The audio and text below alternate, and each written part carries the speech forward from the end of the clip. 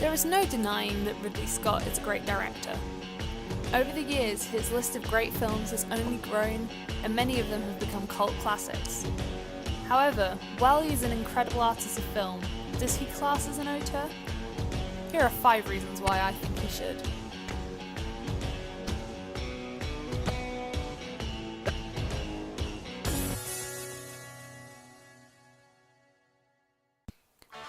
Firstly, let's go over what it truly means to be an auteur. In 1962, Andrew Sarris theorised that there were 3 rules for a director to be given auteur status. The first of Sarris's rules is that the director must have a level of technical competency. As Sarris said, a great director must first be a good director, and so they must be able to create a film of good standard, and that isn't just a crappy cash grab. Secondly, the director must have a distinguishable personality, and, over a group of films, must exhibit certain characteristics of style which serve as their signature.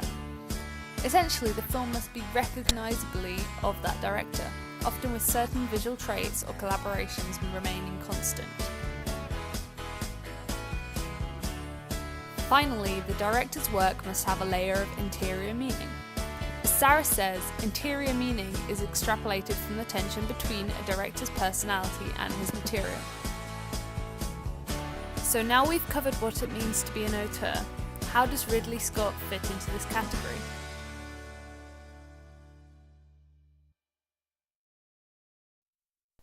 My first reason for Ridley Scott's auteur status is his common theme of fantasy settings across his movies. Whether these be a far-off future with technology high and space travel everywhere, or a historical legend where everything seems like a dark fairy tale, Scott manages to build entirely new worlds, often from our home planet, for his films to transpire. To further on this, not only are these settings well thought out, but they are meticulously designed by Scott himself, creating a beautiful production that shows off both his technical competency and distinguishable personality.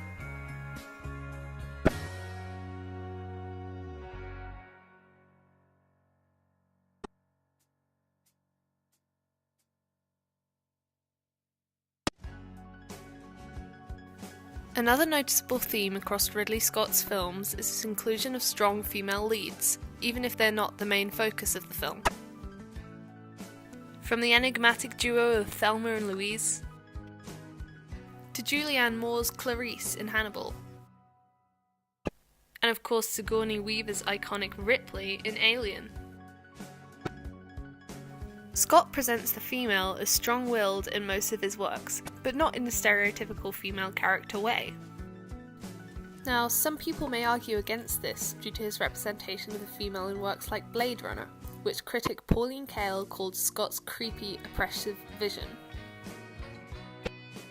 However, most of the time he puts meaning into his characters, backing feminist ideologies, and although I admit he still has some way to come, it makes a good point about how women should actually be represented in film, and makes Scott's films differ from other straight white male directors.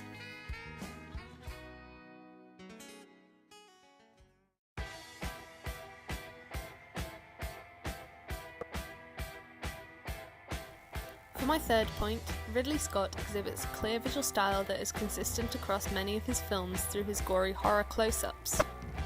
Due to the action plots of his works, violence is not uncommon to a Ridley Scott film, but it's his artistic direction of the violence that makes it clearly his. Many people, when asked about the film Alien, would most vividly recall the chestburster scene and the horrific close-up in which the alien exits John Hurt's body. It's the moments like this that help make Scott's films so memorable, and so this personal style choice adds to his auteur status, showing his distinguishable personality and technical competence.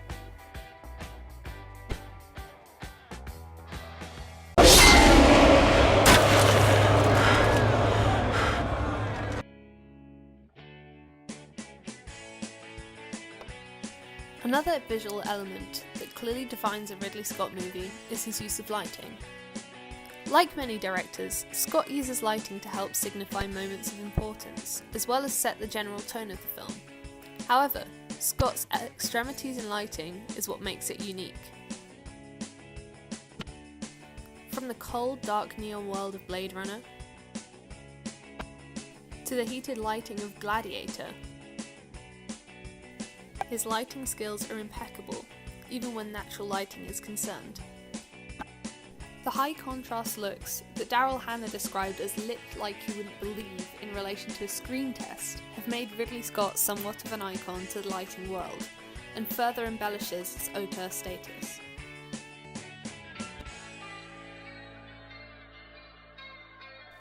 My final point for why I believe Ridley Scott should be considered an auteur is his theming in his films, relating to Sarris's idea of interior meaning. Many of Scott's films centre around the theme of freedom or escapisms. We see this in Thelma and Louise as they drive from the police into the country, with an open ending leaving us clueless to what could happen next.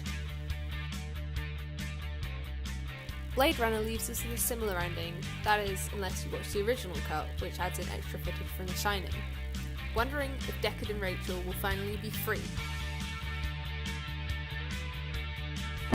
Even the settings of the films promote freedom. From Legend's fairy tale dreamscape to Alien's space-fueled nightmare. Each plane the characters exist on is open and full of possibility, making Scott's work undeniably artistic. As you can see, there are many reasons why it is agreeable that Ridley Scott can be called auteur, with so many details that make him utterly unique. What do you think? Does Scott truly live up to the auteur status?